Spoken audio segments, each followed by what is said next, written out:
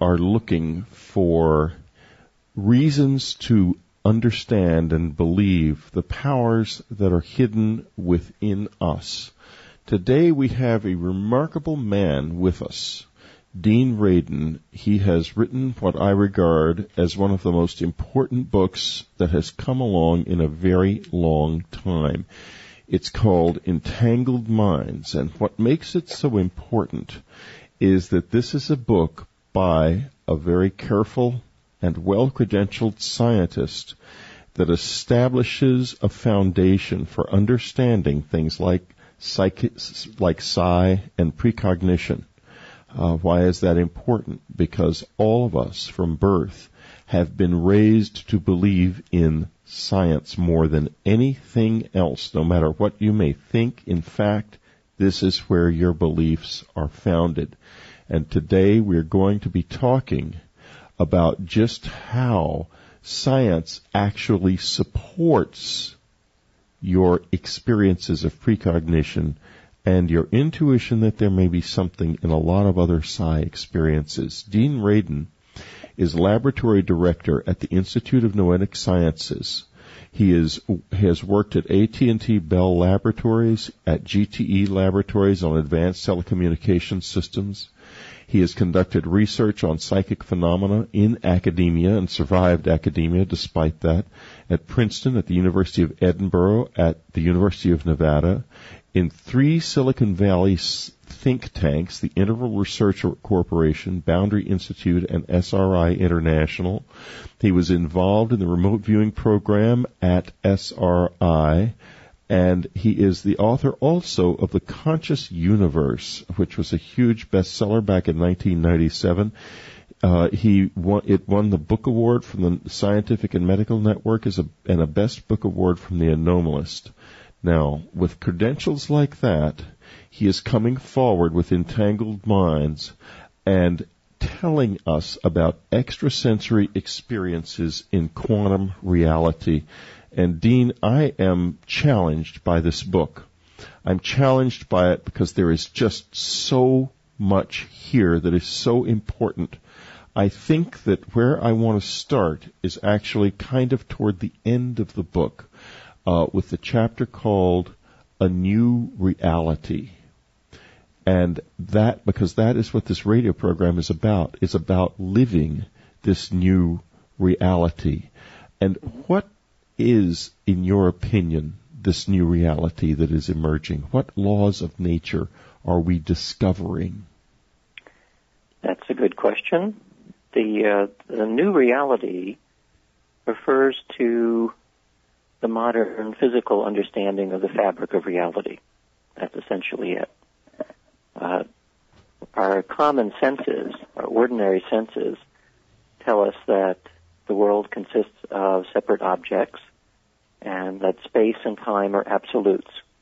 That's what we reinforce that feeling all the time by looking at our clock, by having to drive from here to there, and so on.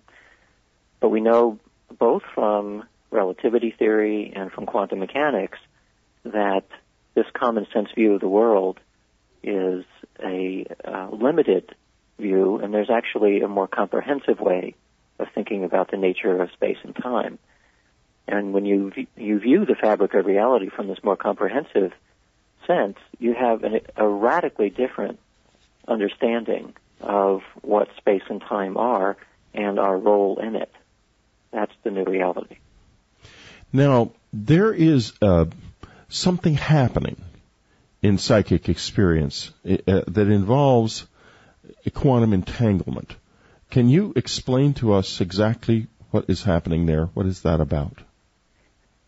Well, the mystery in any kind of psychic experience, and also mystical experiences, and probably, by the way, creative genius and religious epiphanies and a lot of other phenomena, the underlying mystery is, how did the information get from A to B?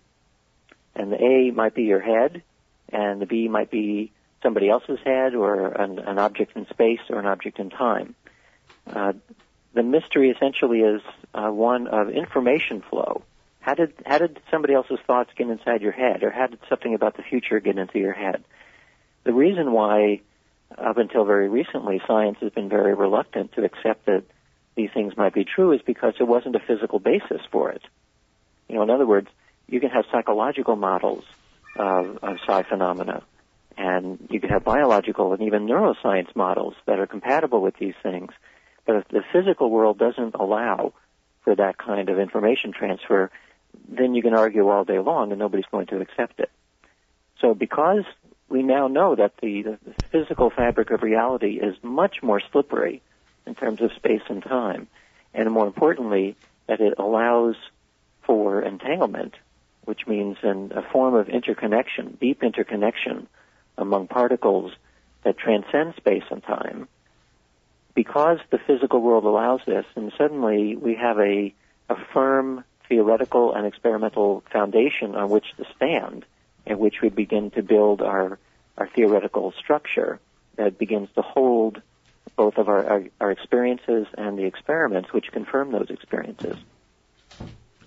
Now, let's talk about the double slit experiment, because this is really very important, because we're suddenly now talking about, at a very profound level of physical reality, why a whole lot of psychic experience may be true and may actually have a foundation in the natural world. In the book, you comment that it is not, in words to this effect, that it is not necessary to resort to mysticism or occultism in order to understand these phenomena. So explain what the double slit experiment was, because folks, this is a basic experiment in quantum physics, but listen to what a scientist has to say about it. This is wild stuff. Well, this is one of the classic experiments in quantum mechanics. It started as a way of trying to understand the nature of light. There are two models that were proposed about light. One was that light was little particles, photons, corpuscles, and would behave as particles. Another is that light is essentially wave-like. It's a wave-like structure. And these were the two competing models for a long time until someone got the idea, Thomas Young, maybe 200 years ago, did an experiment in which he demonstrated very clearly the wave-like properties of light by shining a light through two very small slits, very close to each other. I mean, like the size of a micron, really small. And what you can see then is that the light going through the slits will create an interference pattern, which is what you'd expect if, in fact, you're dealing with a wave-like structure, because when waves pass next to each other, they tend to interfere, either constructively or destructively. So you get this ripply pattern on the wall after you shine it through two slits. But if you actually block one of the slits, what you end up with is no longer an interference pattern, but a pattern of light that looks as though you're dealing with particles. You just get a blotch of light on the other side with no interference in it. So depending on the way you look at the light, essentially, it either appears as a wave or a particle. That's right. But there's more, Dean, is there not? But go ahead. Well, let's finish with this first.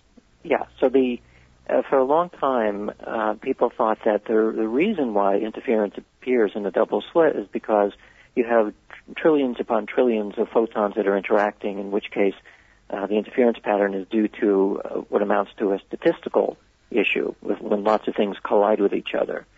But in more recent times, we've been able to do this experiment where you shoot one photon at a time. So you only have one photon going through the double slit. And then the question was, well, obviously if you have one photon, it can only go through one slit, and you shouldn't have interference when it comes out the other end because there's nothing to interfere with. But as it turns out, you do get an interference pattern even if you shoot one photon at a time through these two slits. And the main way of interpreting this is that the photon has to go through both slits at the same time. In other words, you're shooting one thing like a particle, and yet it's behaving like a wave. Unless you decide you're going to look at which slit you thought the photon actually went through. And the moment you do that, you no longer get interference. So as you were beginning to say, that there's something very peculiar about our choice on how we wish to observe this photon. Because understand what he's saying. What he just said was the process of looking at it changes the way it acts. Is that correct? Yeah.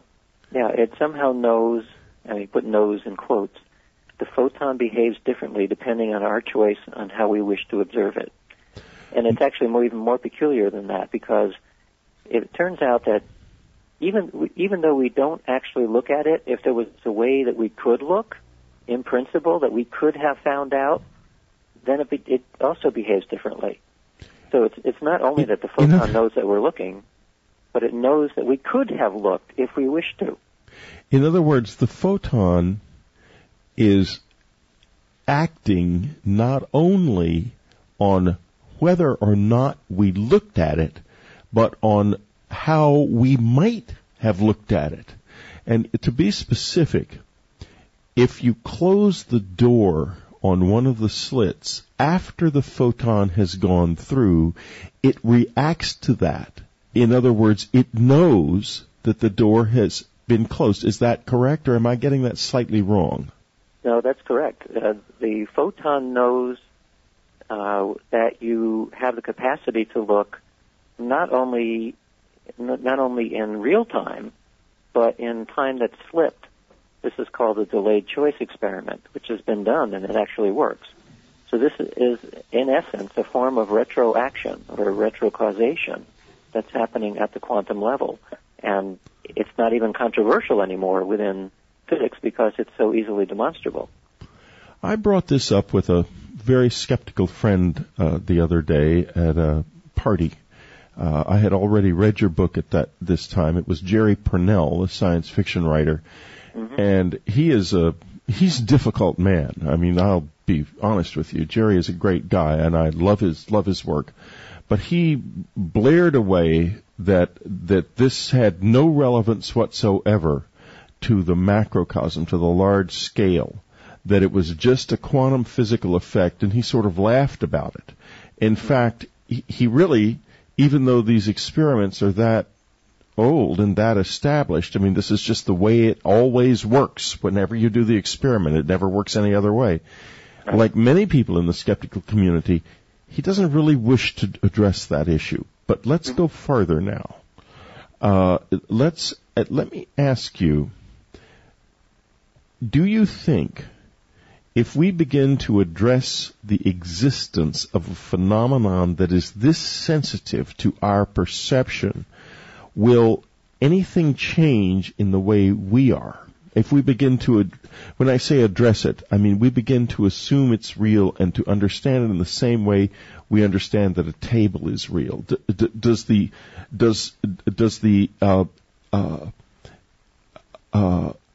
acceptance of the phenomenon have the possibility of empowering you in its terms? I think it does. It almost certainly would have to, because it changes our view of physical reality. Yeah, it would have to, exactly. Yeah, it would have to. And among other things, one of the consequences would be that the essence of quantum mechanics suggests that at a very deep level, we live in a holistic universe, a universe which is completely interconnected through space and time. If we understood that, what that means, and by the way, this is the same message that the mystics have always been saying. The universe is one thing. Your mind is part of that one thing as well. Yes. Then being able to labor under the illusion that somebody else's suffering is not the same as your suffering would no longer be possible. So from a sociological point of view, the concept of going to war, for example, with another group is only possible because we imagine that group is actually quite separate from us. Right. And you know I've had close encounter experiences, and it's interesting that you mention this in this particular way, because my experience of my visitors, one of the things that has been prevalent when we've had, I was in communication with them when the first Gulf War took place, not when the second one did, but they regarded it as ridiculous, and they thought of war as being a kind of exercise in imagination. And the way you talk about this, I suddenly understand what they may have been trying to communicate. We've got to take a little break right now. We'll be back with Dean Radin in just a minute. His website is simple to remember. It's Dean Radin, RADIN.com. Do go there because there's a lot there. This website is about empowering you in a new way by enabling you to understand the physical foundation of those realities about your mind that you have been taught not to believe. It's time to change that and start including them in the foundation of what you assume is real. We'll be right back. This is Whitley Strieber. We're talking to Dean Radin, author of The Conscious Universe. He's got a new book out, Entangled Minds, that's extremely important. This is probably one of the most important books we've ever talked about on Dreamland because it opens the door to understanding of why psychic power may work. This is not mysticism, it's not occultism. This is pure, hard science based on our understanding of quantum physics and statistics. And I know that sounds, I personally love statistics, so I was fascinated by Dean's examination of some of the statistical studies that are behind our realization that psi is real. Now, let's get back now, Dean, to the issue of entanglement of minds. We know that if you split two photons apart that have been entangled, that is to say, have been in contact with each other, and you do something to alter the movement of one of them, the other one alters instantaneously, faster than light travel, the same way. Now, somewhere in this, there are two things. First, my first question is, does entanglement connect minds? Potentially. Well, let me make one minor correction there. It's not that the movement of one of the particles will affect the movement of the other, but rather one of the properties of a particle. Particles have properties like spin and like polarization and many other aspects like that.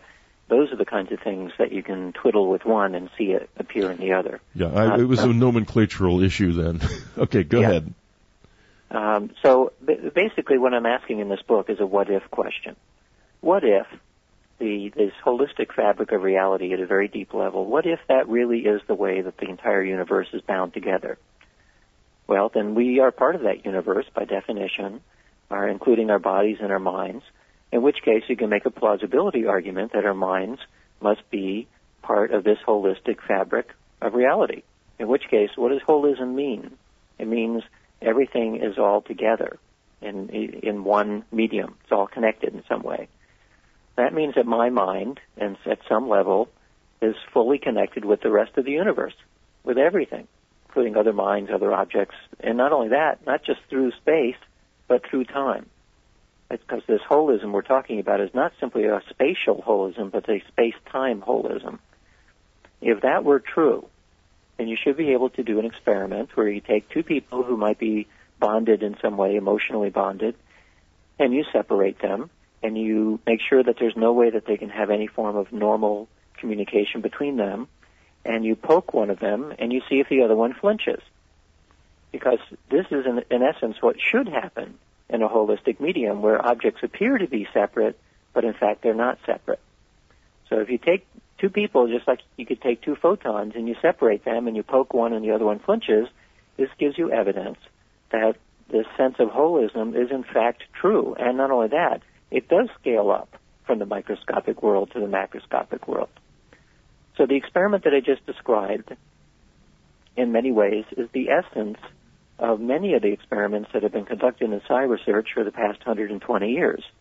But more specifically, in the past 20 years, experiments have been done where you take two people who are bonded in some emotional way, you separate them, you ask them to keep each other in mind, and then you, rather than poking the person, you shine a light in one person's face, and now you look at the other person's brain to see if their brain reacts when the first person gets a light flash. And to make a long story short, the answer is yes. We've seen it now in the electroencephalograph. We see it in functional magnetic resonance imaging. We also now see it in other aspects of the body, including skin conductance, heart rate, and many other measures. So we know, and by the way, for people who are skeptical about such things, a meta-analysis has been published. This is a review of many similar experiments. Has been published in the British Journal of Psychology. It's a mainstream psychology journal. Shows a very positive result. And most of the other studies reporting these phenomena have been published in places such as Science, Nature, Physics essays, neuroscience journals, and so on. So this is not in obscure sources. It's actually in the mainstream, except that people tend not to look across disciplines, so they don't realize that there's actually an enormous amount of evidence and growing evidence. And that's one of the things that I then pursue in my book, Entangled Minds, to simply bring to people's awareness that there actually is evidence for the macroscopic holism that is described by quantum mechanics operating or the microscopic holism operating at a macroscopic scale in our experience.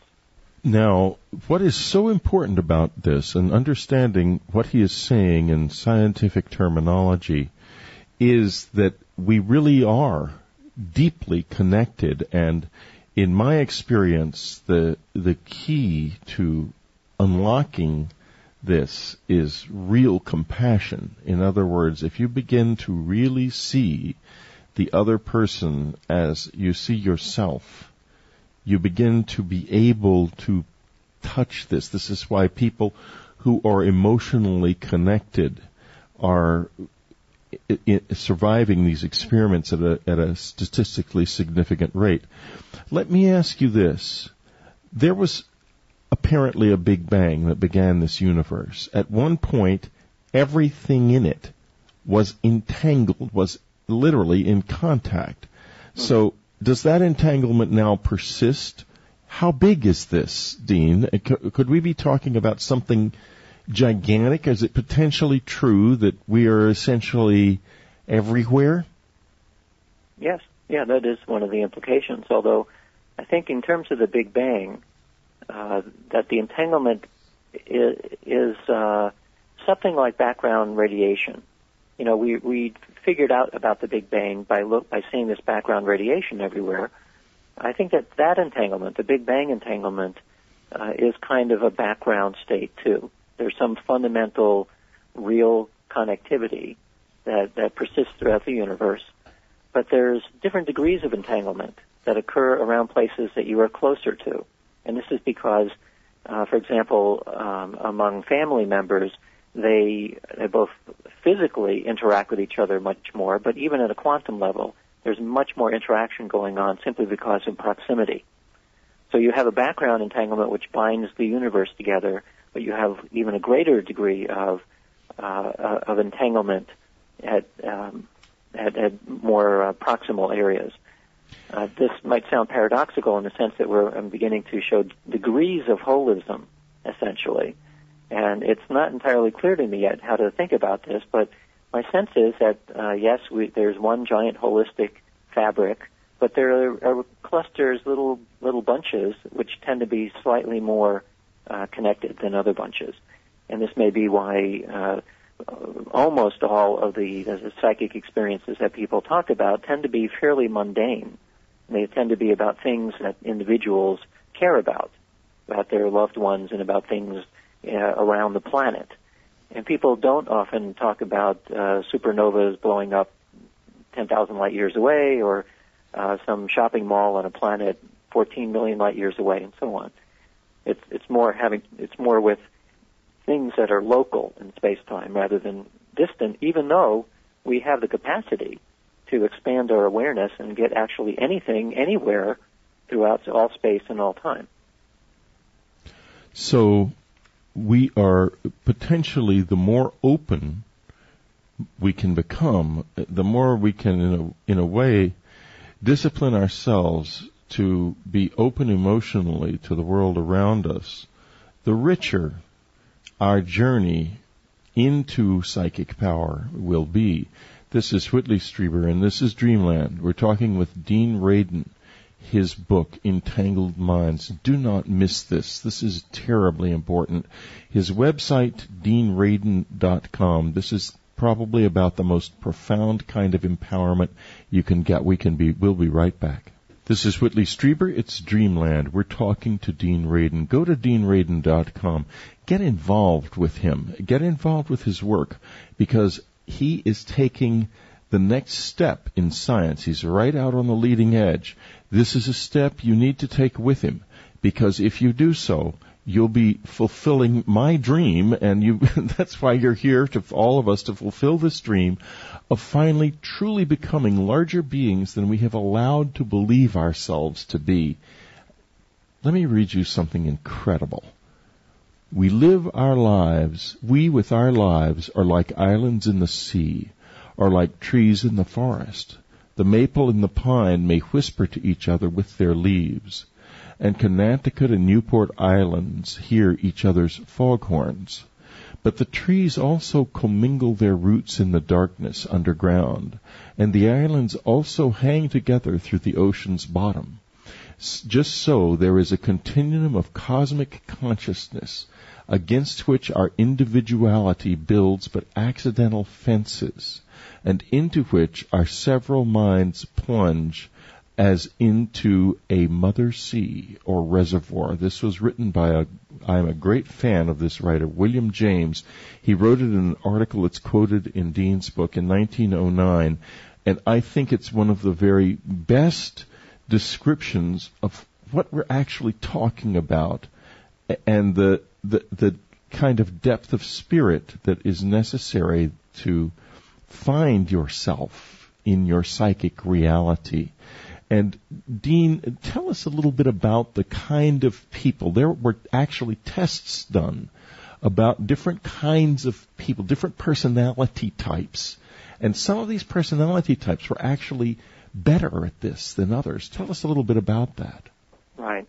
One of the personality characteristics that has been shown to be much better in terms of performance in the laboratory, in laboratory tests, is the psychological trait of openness. It's actually called openness. And it has to do with how open you are to new experience. So people in almost any kind of test, whether it's telepathy or clairvoyance or whatever it happens to be, if they're simply open to the possibility that these phenomena are real, they tend to do better. And if they are closed to the possibility, as a very strong skeptic who just laughs it off, they tend not only to do poorly, but they tend to do too poorly. They get too close to chance results, or sometimes they even get below chance results. And what this tells us is that, in essence, we're able to adjust our attentional filters, our psychological filters that allow what you will allow to come to your conscious awareness. And because conscious awareness is only a very thin slice of what we're capable of perceiving, in recent years, probably the last 15 or 20 years, within parapsychology, many of the experiments have begun to go away from conscious reports, simply because in order to have a conscious experience of these types, you have to be open to it. But as it turns out, before most conscious experiences, your mind and body already get it at an unconscious level. And so if you're able to look at somebody's unconscious reaction, you're able to get a stronger result in experiments. And this is true almost across the board, whether you're looking for the equivalent of precognition or clairvoyance or telepathy. If you use physiological measures, which look at very small unconscious fluctuations in your body, you end up with much stronger evidence for these phenomena. And the nice thing is that it is related in some degree to whether someone is open or skeptical, but to a much lesser degree than we see in experiments that require a conscious response. Now, Dean, you are talking to a rather unique audience. About 250,000 people all of whom are open-minded enough to sit down and listen to a long radio program with me as the host. And I am, of course, I've had close encounter experiences. I've described all kinds of very wild and amazing things happening to me. And yet, these are mostly people who have had things similar happen to them or have enough of an open mind to realize that this universe is much bigger and much stranger and, oddly enough, much more conscious than we have allowed ourselves to accept, that we kind of filter it all out. Now, there's a remarkable discussion in your book about some comments of Roger Penrose about the way consciousness fills the whole living world. And I thought about this, and I thought to myself, if perception, as people like John von Neumann suggested, one of the early quantum theorists, it mediates the structure of reality in some way, perhaps consciousness is literally pervasive in the universe, and perhaps life in some form, however simple, is pervasive, because this is quite simply the mechanism that the structure of reality depends on. How do you react to that thought? Yeah, I think I'm coming to that conclusion as well. It's partially because when we talk about consciousness, I'll be a little bit more precise and talk about sentience. And the reason I make the distinction is because consciousness it covers a huge range of possible things going on inside your head. And the true mystery of it is the act of being aware. So it's awareness or sentience. So the question is the fabric of reality somehow permeated with some form of sentience from our level and maybe down to an electron and maybe beyond us too. Maybe at the size of the planet there's a kind of a sentience. And one of the reasons why I think that this is a viable way of thinking about things is because, well, where do you stop it? Is the dog sentient? I think so. Is a flea sentient? Well, not like we are, but in some way, yes. Anything which in essence reacts to the rest of the universe in some way, forms a feedback cycle, creates a certain kind of sentience. Well, what doesn't interact with the universe? Not everything interacts with the universe, in which case, everything. Just from a logical perspective, everything has some form of sentience. The degree to which objects and systems are aware may have something to do with how much stuff you have in it. In other words, so we have several trillion cells, and the cells are made up of trillions of atoms. So we're a collection of a huge amount of stuff at an elementary level, but we're packaged so that we sort of hang together, in which case we have a certain degree of sentience or awareness that we enjoy. I kind of expect that by the same logic that if you imagine that the world hangs together, and the world has all kinds of complicated feedback systems in it, that it too has a form of sentience. And we have no way of understanding what that means. What is it like to be aware as the world, in the same way that our dog can't understand what it's like for our conscious awareness to be. But I expect that it probably is aware at some level. And for that matter, so is the solar system and beyond. Now, you use the phrase, and I thought it was a very useful one, fragile phenomena in your book. And you ask, how can we turn fragile phenomena into useful technologies, in what is an absolutely fascinating discussion about the possible creation of psi machines. And you even addressed this issue with Joe McMoneagle, who's been on this program many times, the great remote viewer, and asked him to remote view a psi machine. And we've only got a couple of minutes until the break, but we'll take this up again after the break. And I think we'll just take the break now rather than try to ask you to jump into the question and then out of it again. So, folks, we're going to be right back, and when we come back, we're going to be talking about psi machines, and we're going to be talking about effects that transcend time. Dean Radin's website, where he will empower you. This is serious stuff, and you need to go on this. Look at it carefully. There's all kinds of stuff there available for you to do that will help you strengthen your psychic powers. DeanRadin.com. And the book, Entangled Minds, you need to sit down with this, go through it, read it carefully, and use it as a basis for empowerment of your own mind, your own psychic powers. This is what we're about. This is why I'm out here doing Dreamland all of these years. So please do this. Entangled Minds, you can get it at any bookstore. You can get it from the Unknown Country store. Please do so if you wish. We'll be right back. We're back. We're talking to Dean Radin, Entangled Minds, his website, DeanRadin.com. Right before we left the air, we were just getting started on talking about your experiments with Joe McMoneagle, and the idea of a psi machine. What would such a machine do, Dean? Well, I had imagined that these would not be casual machines. In other words, you wouldn't want your garage door to be operated by your thoughts. I mean, maybe you would want to, but it's something that doesn't need a mind machine. Our remote controls work pretty well on that.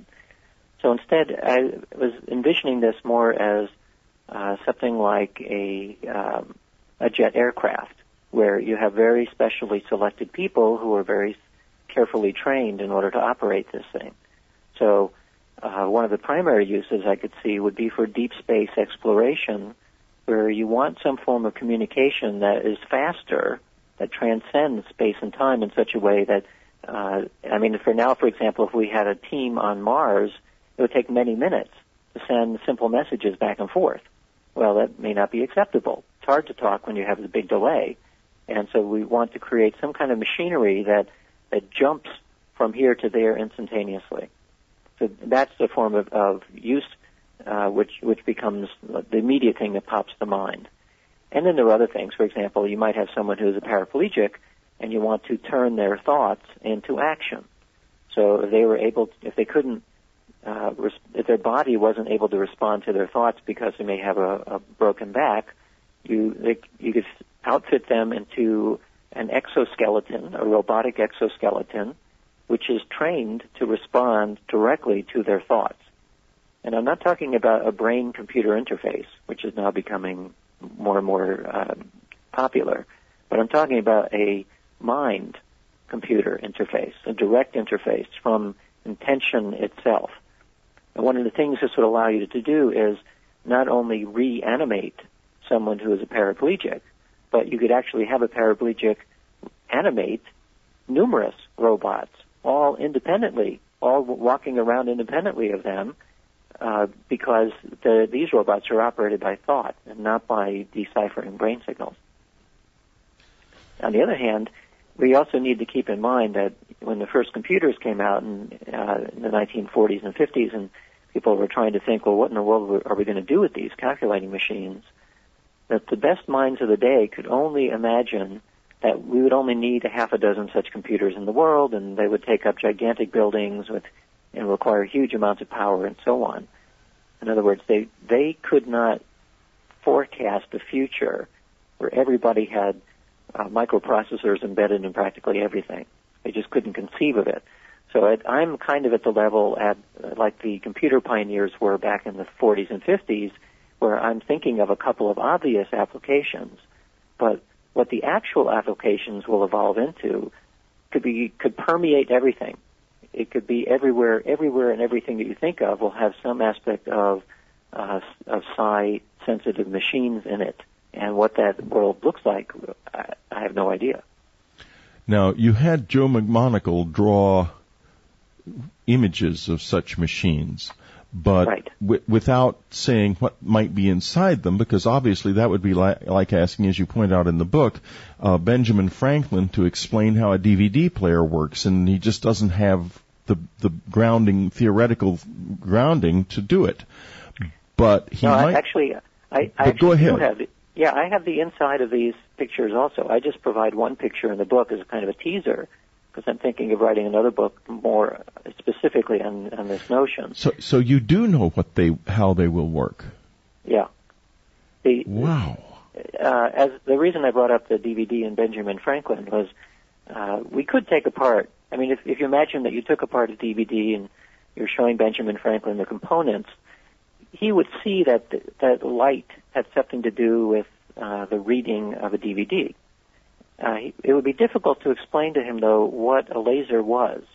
He would get it after a while, but initially you'd have to reshape his concepts of what light is and how you can make it coherent.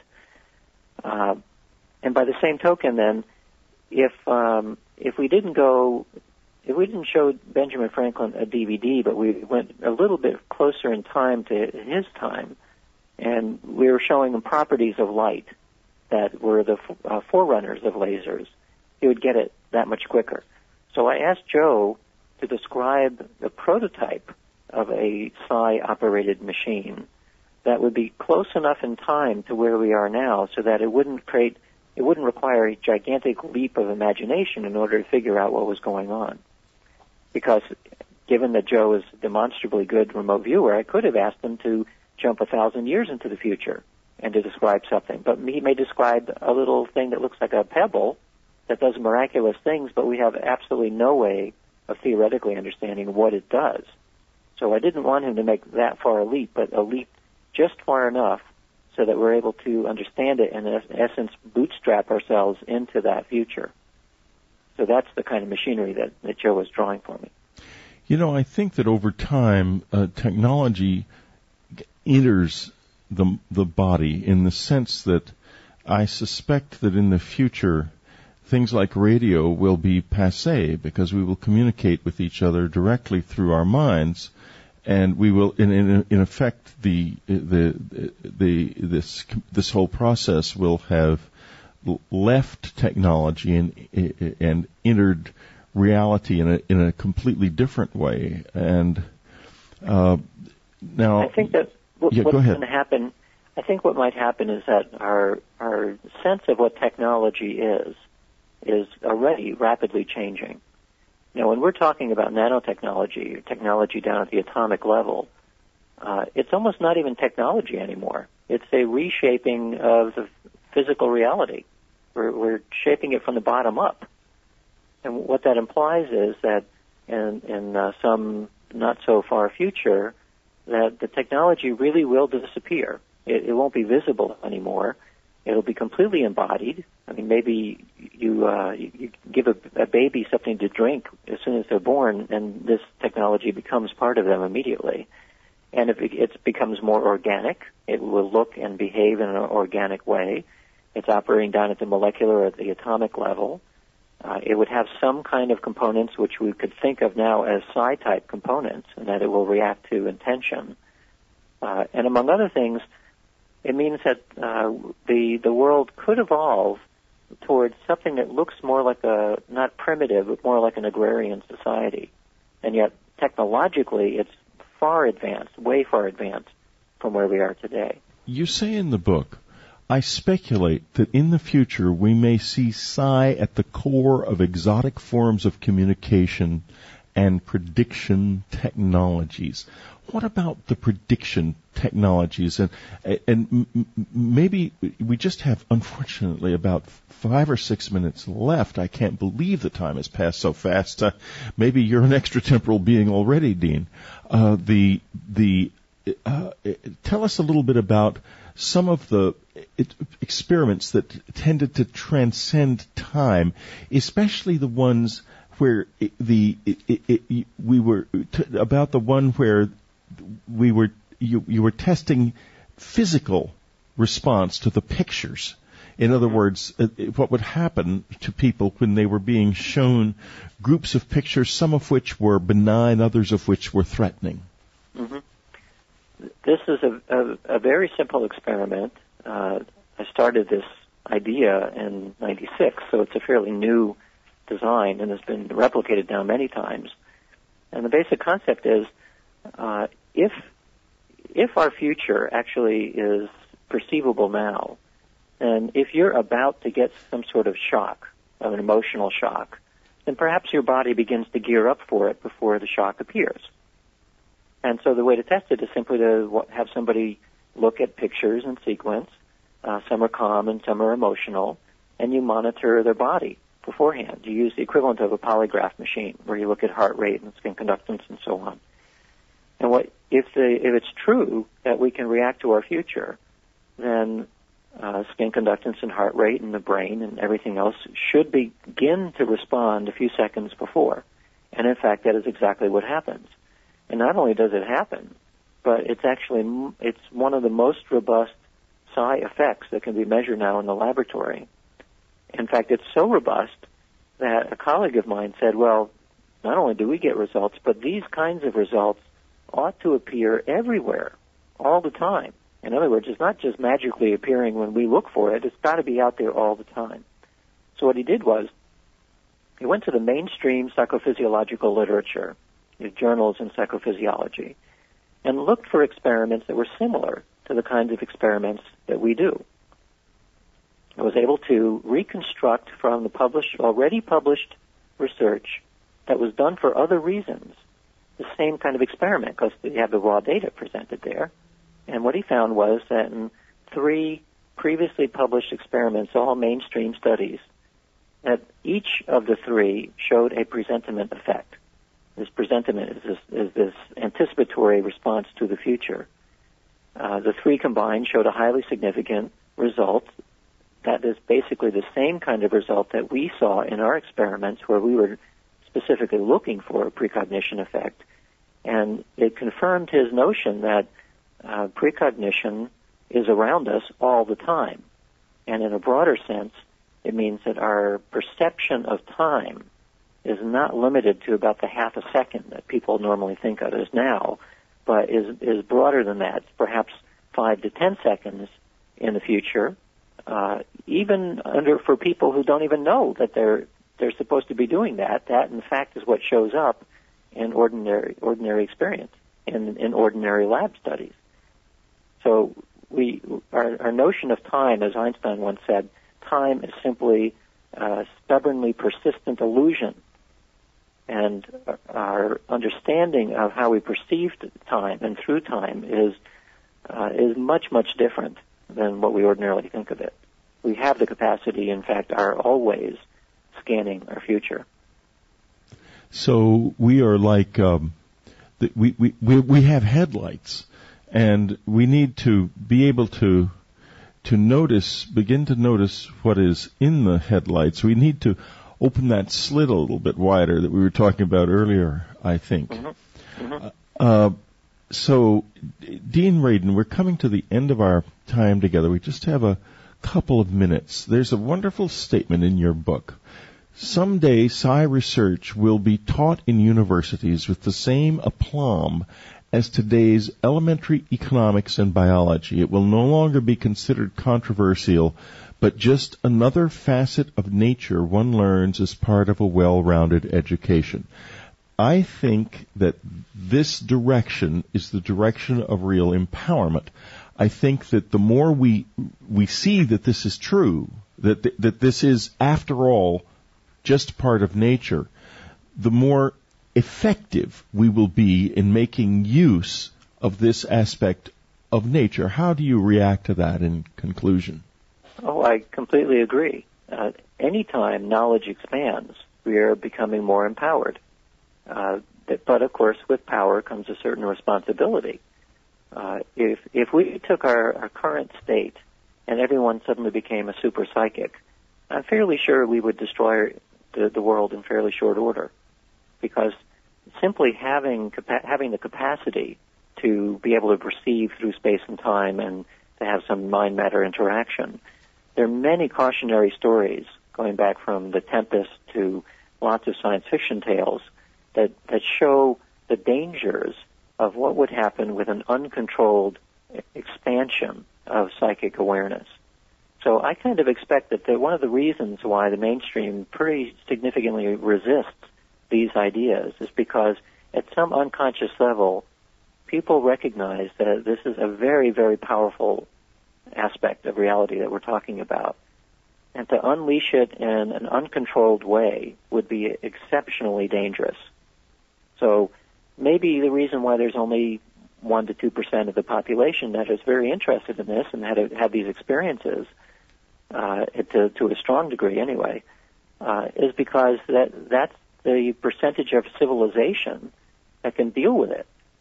And if you had the rest of the 99% of the population trying to deal with it as well, it would quickly devolve and destroy everything. So we need to advance as a civilization in order to be able to deal with this level of empowerment. And yet if you scratch the surface of the audience you're speaking to, what you will find is a remarkable group of people. They tend to be quite mild people. They are open-minded people. And they are exactly the kind of people who would be able to use powers like this in a positive way. And I wonder if this foundation isn't building in a certain way, that, the close encounter experience, which I had, is an experience that goes mostly to people who have a very mild manner. And if you get 500 of them together in a room, you're struck by this immediately. It's quite shocking. The degree that they have, to which someone has selected them. And they are also the people who, because of their fact that their cosmic egg has been cracked by these bizarre experiences, who are most open at this time. And so it seems to me that there may be an intelligence literally guiding us in a very positive direction here. That it's helping us to, as it were, build a strong foundation and a good mechanism of this. And maybe that's why the freeze-out, the scientific freeze-out, is getting a little bit thawing just a little bit. Mm-hmm. Yeah, I have many scientific colleagues who are very interested in these things. They can't talk about it publicly yet because there's still somewhat of a taboo. Yes. But scientists are people too, and they have the same or similar experiences. And it is beginning. In fact, I think the taboo will crack as a result of simply so many people being interested in it. And it's not going to come top down but bottom up. Exactly. From out of this sensitive, intelligent mass of humanity. We both know some of the scientists that you're talking about, and folks, there are some very extraordinary people who are interested in this subject and who are coming closer every day to beginning to declare their interest. Dean Radin, I would like to thank you for having been with us. Entangled Minds, Dean Radin. This is what it's all about, folks. This is why you are here.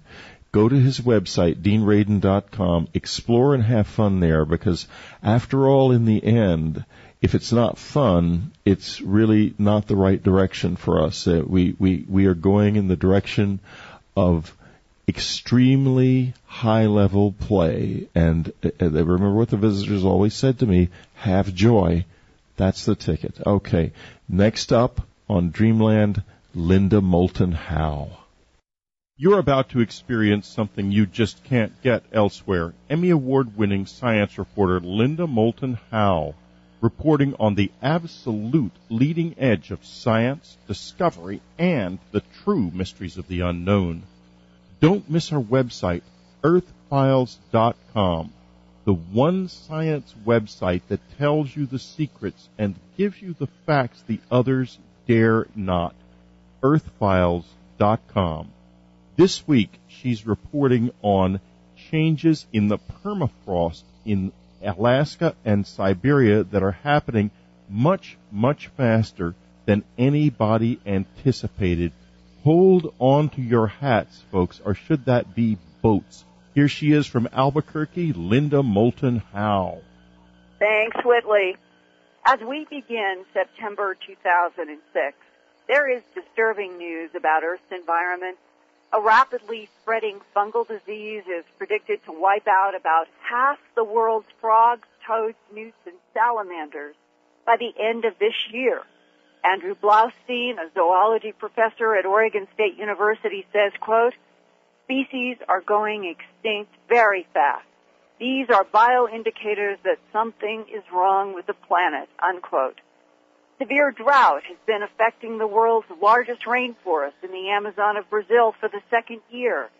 Some scientists warn that, quote, global warming and deforestation are pushing the entire enormous area toward a tipping point where the rainforest could start to die, unquote. Tree and plant deaths in the Amazon rainforest could release huge volumes of carbon dioxide into the Earth's atmosphere, making greenhouse warming even worse. The last 2 days of August, hundreds of dead seabirds known as shearwaters washed up on the beaches of Nuna, Alaska Island, southwest of Fairbanks, between the Bering Sea and Pacific Ocean. Even more dramatically, several hundred shearwaters fell dying or dead onto a crabbing boat in Nuna, Alaska Bay. Seabird specialist Art Souls from the Alaska Maritime National Wildlife Refuge told authorities that shearwaters can move in flocks of more than 1 million birds at a time. And he wondered if the seabirds might be suffering from starvation. A few of the dead birds are undergoing necropsies, and Art Souls told me this week he hopes to have lab results back by mid-September. If the answer is starvation, could it be related to the rapidly warming Arctic climate that is causing permafrost to melt and forcing animals in their ecosystems to keep moving north in order to find familiar food sources? And now this week, in the September 7th issue of the journal Nature, scientists from the University of Alaska at Fairbanks published data that shows the Arctic permafrost, especially in Siberia, is melting faster and releasing 5 times more methane than originally calculated. Methane is another greenhouse gas, but can trap heat 23 times more powerfully than carbon dioxide because methane absorbs solar radiation in a different spectrum than CO2. Now, what exactly is permafrost? When the last ice age glaciers were around, some 20,000 years ago and before, dust and organic material got blown around on the soil in Siberia and Arctic tundra. The dust and organic material built up to at least 80 feet thick, where it has been frozen ever since, until this new modern era of global warming. As the Earth warms up, the permafrost soils begin to melt, and then they become wet with water. Microbes start to eat the carbon-rich organic material and use up oxygen as they consume the carbon. The result is that the carbon in the watery permafrost gets converted to methane, which is CH4. That's 1 carbon molecule and 4 hydrogen molecules. That methane gas from all the carbon-digesting microbes bubbles up through melted water, up through the surface of the permafrost, and into the Earth's atmosphere. The warmer the Earth gets, the faster the permafrost melts, the more methane is added to the atmosphere, the thicker the methane and carbon dioxide blanket around the Earth becomes, which heats up Earth even more. Scientists call this a positive feedback cycle, and methane could threaten the world's future climate even more by accelerating global heating. One atmospheric scientist who spent 12 years studying global warming computer models at Lawrence Livermore Laboratory in California is now a staff scientist at the Carnegie Institution's Department of Global Ecology in Stanford University. He is Ken Caldeira, PhD. This week, he explained that the Earth's permafrost is supposed to have at least 900 billion tons of methane. That's 150 tons for every man, woman, and child in the 6.5 billion people on our planet now. The fact that the Ice Age soils are suddenly melting in more volume and speed than anyone ever expected disturbs Dr. Caldeira greatly. This frozen ground is 80 feet thick on average in Siberia. So if we heat the planet to a certain extent, it's like we have a fuse burning down into this permafrost, releasing methane as it goes. And so what we're doing over the next decades potentially could push us past some kind of tipping point that would result in release of all the methane or most of the methane in permafrost soil. Is there any computer simulation of what would happen to surface life if all the methane were released? We've done simulations, not explicitly including the methane from these wetlands, but just looking at what happens if you burn a large chunk of the fossil fuels that are available. And we get temperature increases in the Arctic region of 20 degrees Celsius. I'm trying to convert that quickly into Fahrenheit. It's something like 35 degrees Fahrenheit warming in the Arctic. And if you get that kind of warming, definitely the methane will go. You know, we're looking at a kind of planet that hasn't existed for 50 million years. Going back to the dinosaurs, really. Yeah, or maybe this period shortly after the dinosaurs. But what we're doing to our planet is unusual even when viewed from a geologic perspective. For example, the current data suggests that the Earth has never had more greenhouse gases in the atmosphere than now for at least 20 or 25 million years, and possibly 50 million years. The other thing is that both carbon dioxide and the methane after it converts the carbon dioxide, dissolves into the ocean. And carbon dioxide, when it dissolves in seawater, makes the ocean more acidic and can prevent marine organisms from building their shells and skeletons. And so we're looking at a wide array of, environmental catastrophes that we barely understand. And are really coming upon us quickly. Yeah, I think the sense of urgency, Walter and her coworkers did a very thorough job of sampling the methane bubbles that were coming up through these lakes that form in the permafrost. And they would put little devices to catch the bubble and measure the amount of methane coming out. And they did a sampling technique where they had some of these bubble catchers distributed randomly and some of them distributed over hot spots where they saw bubbles coming out vigorously. And by having this random sampling component, they could make better extrapolations from their measurements to what the average methane release was over the lakes. And then they were able to use satellite photographs to understand how the size of the lakes have been growing over time. So the main advance that gave them the higher estimate was really a more thorough and careful set of measurements of the methane bubbling out of the water. How surprised are you and other scientists that you know that with this more thorough measurement that it is now clear that 5 times the amount of methane is being released? I look at this as a disturbing early harbinger that maybe things might be worse than our models predict. This is coming up repeatedly, that there were models of how much sea ice should melt back as a result of global warming, and the satellite observations show that sea ice is actually in the Arctic is melting back much faster than previously assumed.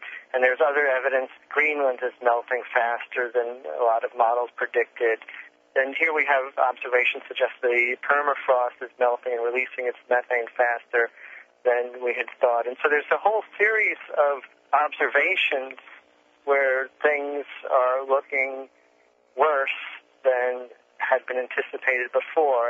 And so it's getting to the point where finding out that things are worse than you thought is no longer surprising. There seems to be a general trend of results that suggest that the earlier ideas about what the effects would be of global warming have turned out to be rather optimistic. And if the methane feedback begins to accelerate because of global warming, what is the worst case for surface life with this much methane being added to the blanket around the Earth? If current emission trends continue, the temperature bands, you can think of it when the Earth warms as bands of climate or temperature moving towards poles.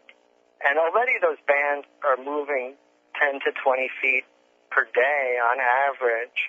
And under middle of the road kind of emission scenario, those bands start moving 30 feet per day towards the poles.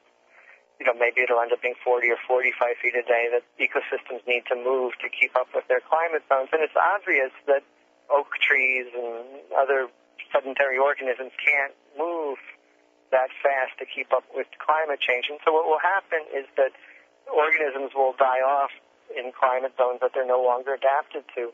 And invasive species will come in and occupy those ecological niches. And so I think what we'll see is a replacement of the kind of complex life that has developed over many millennia and millions of years and be replaced with a much weedier world. I think the future will be a great place for weeds, and we'll see a much weedier world. People say, oh, well, hasn't climate changed in the past? If you look at the change from the glacial time to after the Ice Age ended, that climate is now changing about 100 times faster than it changed during the end of the glacial time. The carbon dioxide is changing 100 times faster than it did at the end of the Ice Ages. My perspective is that industrial society has so overwhelmed natural emissions that we're far outside of the capacity of the natural system to keep up with the rate of change that we're asking the Earth to undergo. And does that mean that the numbers of extinctions will be even greater than has been projected? Yeah, I said before that the ecosystems will have to move towards the poles at 30 feet a day in order to keep up with the climate change. So that's hard enough to do if you have a complete band of natural vegetation going from the equator to the pole. But in real life, that vegetation has to cross roads and farmers' fields and cities and towns and then jump to some other place where it could possibly be adapted to the new climate. And take the oak tree, it has this big acorn and depends on a squirrel to run and bury that acorn somewhere. And so maybe that if that lifetime of the oak tree is 50 years and that squirrel could run a few hundred feet with it, it can maybe move a few hundred feet in 50 years. But that's why I think what we're likely to see in the future is a world of weeds, where weeds replace the kind of complex ecosystems that are more common today. Is there anything that could be done now that could stop this tipping point in the increasing methane release? Okay, I think there are two basic strategies. And the first strategy involves diminishing greatly carbon dioxide emissions, which requires the transformation of our energy system.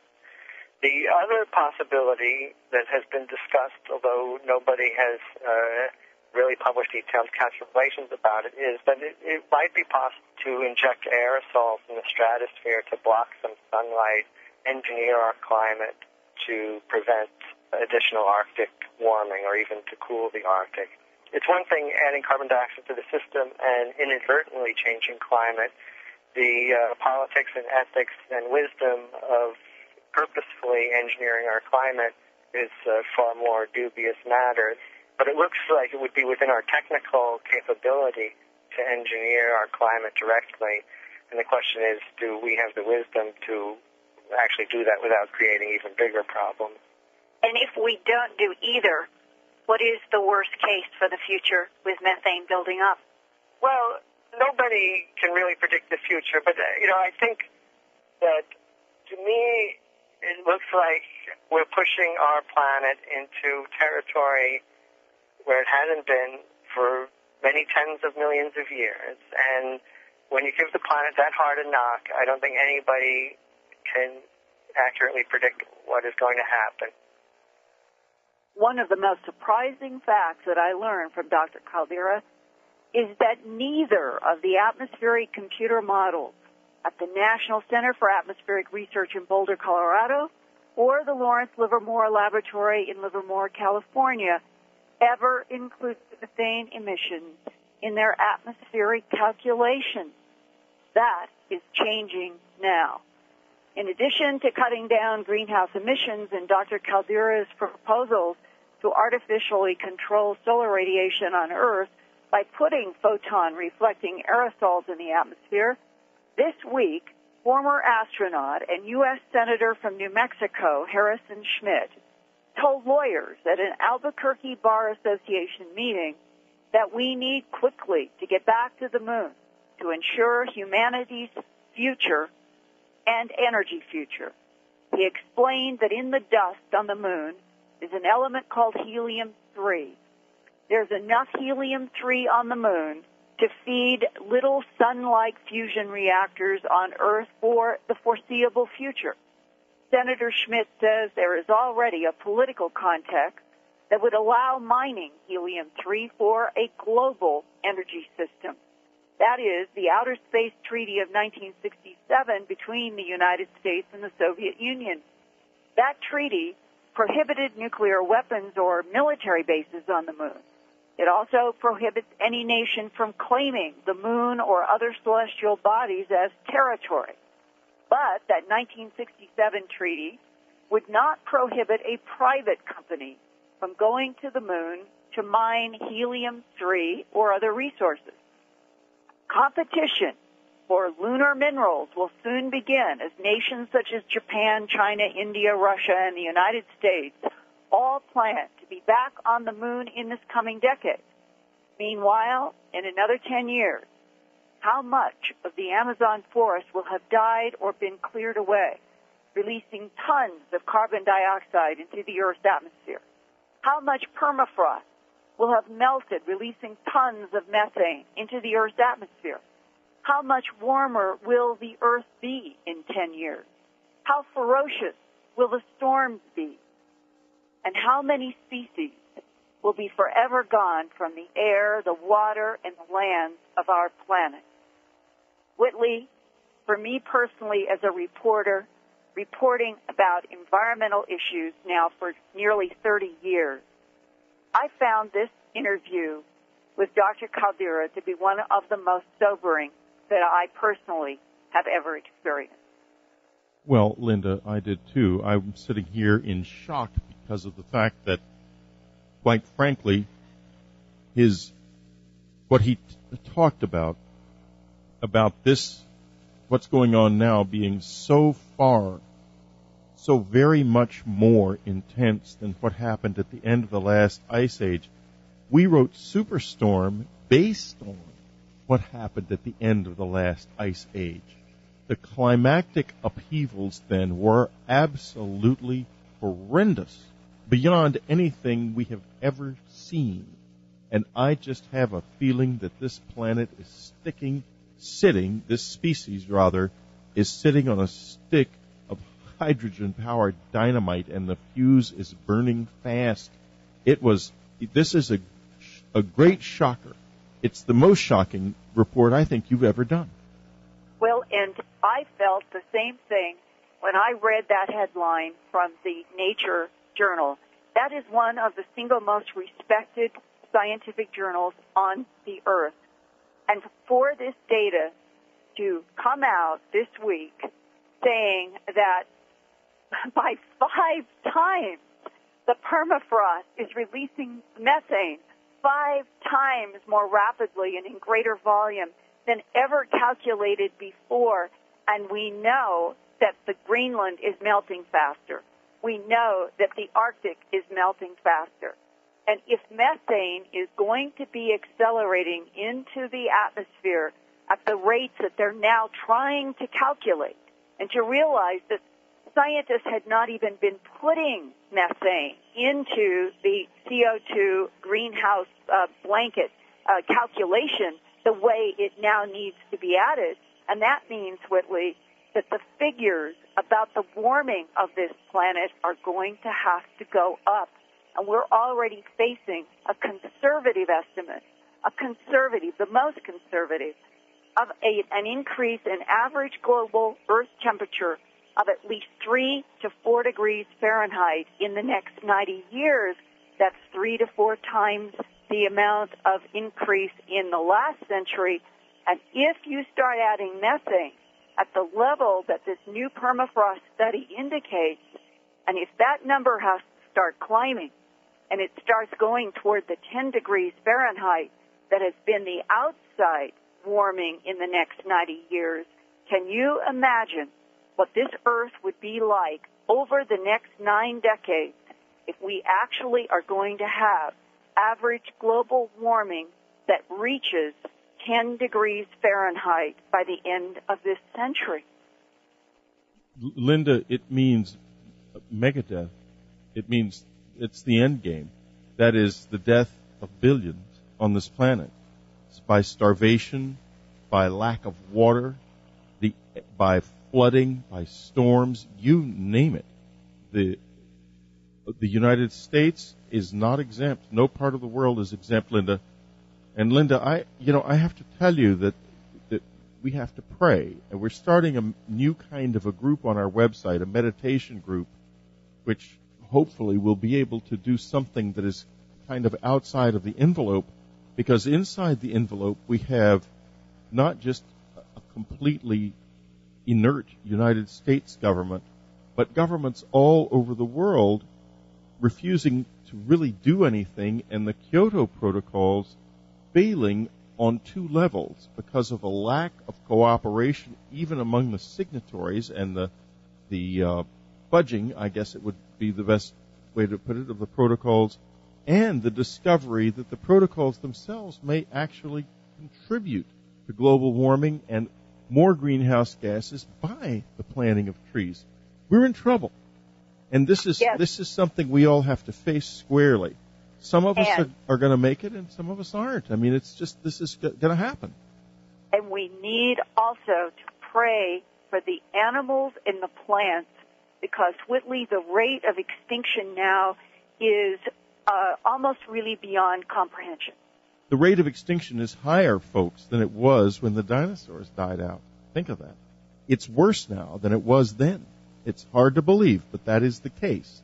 Worse than it was up until the very climax in the last 100 or so years of the dieback, when it was indeed much worse than it is now. It can get worse, thank God. We're not that far along yet. Another thing that must be remembered is, in terms of reducing greenhouse gas emissions, it isn't even expensive. All it takes is leadership. A president of the United States willing to stand up and lead us in this area, but still turn the thing around. Even now, even after all of these years of the Bushes and the Clintons, all the way back through the Reagans, the Nixons, we knew this problem clearly back during the Reagan years, and we have done nothing. No president has ever stepped forward, really. So, hopefully the next one will. Thank you very much, Linda Hope Moldenhau, for a very... are looking for reasons to understand and believe the powers that are hidden within us. Today we have a remarkable man with us, Dean Radin. He has written what I regard as one of the most important books that has come along in a very long time. It's called Entangled Minds, and what makes it so important is that this is a book by a very careful and well-credentialed scientist that establishes a foundation for understanding things like psi and precognition. Why is that important? Because all of us from birth have been raised to believe in science more than anything else, no matter what you may think. In fact, this is where your beliefs are founded. And today we're going to be talking about just how science actually supports your experiences of precognition and your intuition that there may be something in a lot of other psi experiences. Dean Radin is laboratory director at the Institute of Noetic Sciences. He has worked at AT&T Bell Laboratories, at GTE Laboratories on advanced telecommunications systems. He has conducted research on psychic phenomena in academia and survived academia despite that, at Princeton, at the University of Edinburgh, at the University of Nevada, in 3 Silicon Valley think tanks, the Interval Research Corporation, Boundary Institute, and SRI International. He was involved in the remote viewing program at SRI, and he is the author also of The Conscious Universe, which was a huge bestseller back in 1997. It won the book award from the Scientific and Medical Network and a best book award from the Anomalist. Now, with credentials like that, he is coming forward with Entangled Minds and telling us about extrasensory experiences in quantum reality. And Dean, I am challenged by this book. I'm challenged by it because there is just so much here that is so important.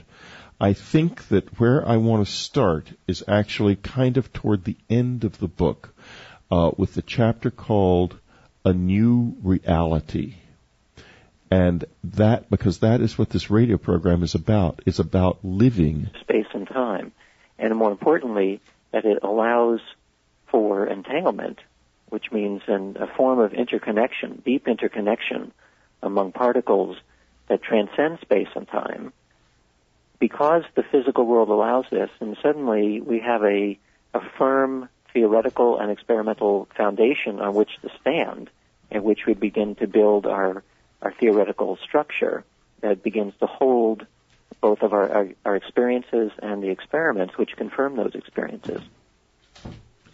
Now, let's talk about the double slit experiment, because this is really very important, because we're suddenly now talking about, at a very profound level of physical reality, why a whole lot of psychic experience may be true and may actually have a foundation in the natural world. In the book, you comment that it is not, in words to this effect, that it is not necessary to resort to mysticism or occultism in order to understand these phenomena.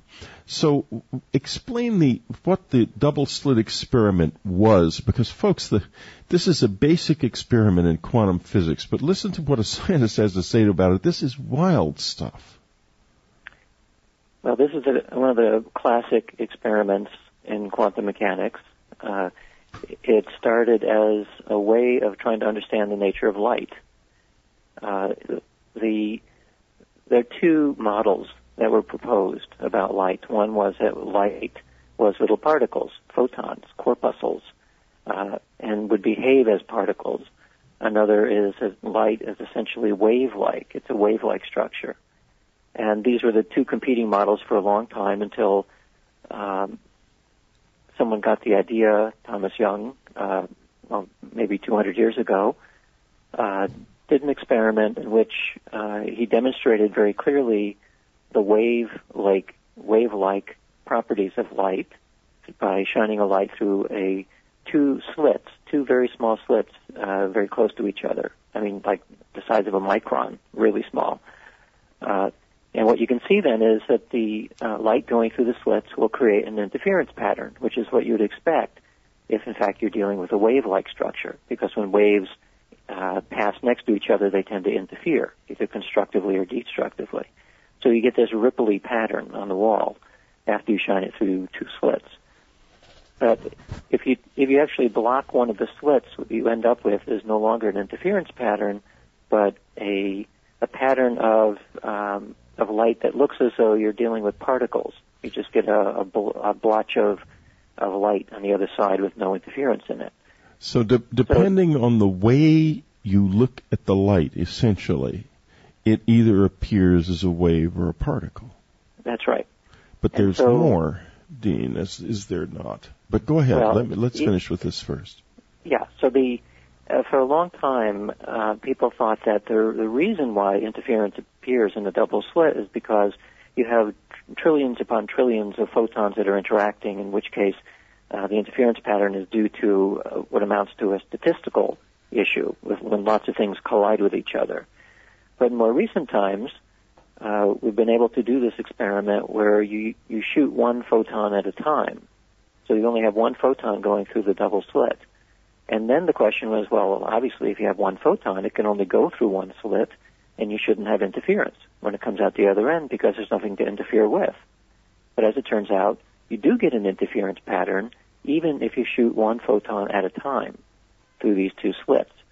And the main way of interpreting this is that the photon has to go through both slits at the same time. In other words, you're shooting one thing like a particle, and yet it's behaving like a wave. Unless you decide you're going to look at which slit you thought the photon actually went through. And the moment you do that, you no longer get interference. So as you were beginning to say, that there's something very peculiar about our choice on how we wish to observe this photon. Because understand what he's saying. What he just said was the process of looking at it changes the way it acts. Is that correct? Yeah. Yeah, it somehow knows, and he put knows in quotes, the photon behaves differently depending on our choice on how we wish to observe it. And it's actually even more peculiar than that, because it turns out that even though we don't actually look at it, if there was a way that we could look, in principle, that we could have found out, then it also behaves differently. So it's not only that the photon knows that we're looking, but it knows that we could have looked if we wished to. In other words, the photon is acting not only on whether or not we looked at it, but on how we might have looked at it. And to be specific, if you close the door on one of the slits after the photon has gone through, it reacts to that. In other words, it knows that the door has been closed. Is that correct, or am I getting that slightly wrong?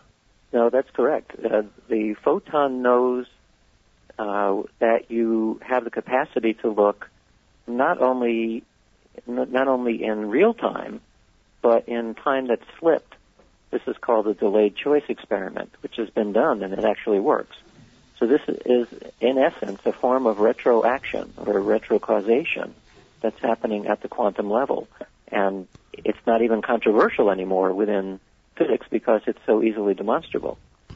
I brought this up with a very skeptical friend the other day at a party. I had already read your book at this time. It was Jerry Purnell, a science fiction writer. Mm-hmm. And he's a difficult man. I mean, I'll be honest with you. Jerry is a great guy, and I love his work.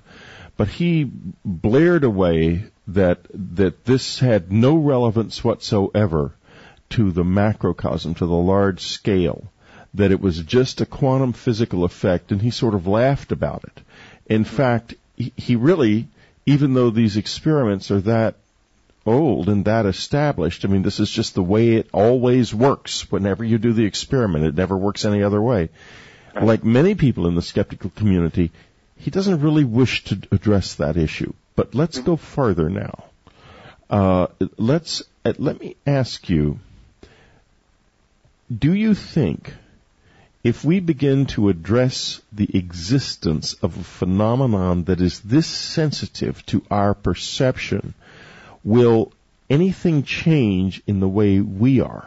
If we begin to, when I say address it, I mean we begin to assume it's real and to understand it in the same way we understand that a table is real. Does the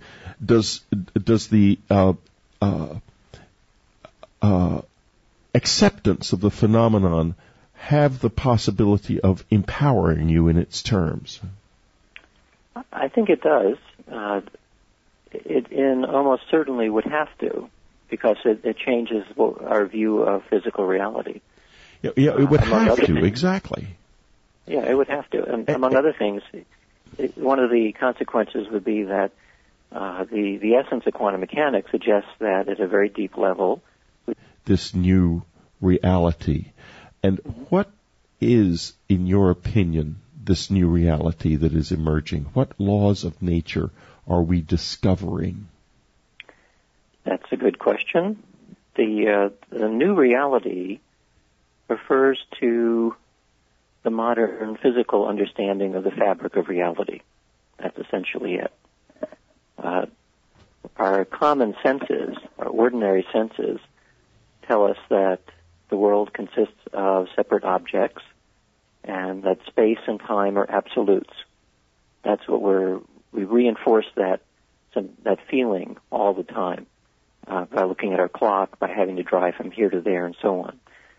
But we know both from relativity theory and from quantum mechanics that this common sense view of the world is a limited view, and there's actually a more comprehensive way of thinking about the nature of space and time. And when you view the fabric of reality from this more comprehensive sense, you have a radically different understanding of what space and time are and our role in it. That's the new reality. Now, there is something happening in psychic experience that involves a quantum entanglement. Can you explain to us exactly what is happening there? What is that about? Well, the mystery in any kind of psychic experience, and also mystical experiences, and probably, by the way, creative genius and religious epiphanies and a lot of other phenomena, the underlying mystery is, how did the information get from A to B? And the A might be your head, and the B might be somebody else's head, or an object in space, or an object in time.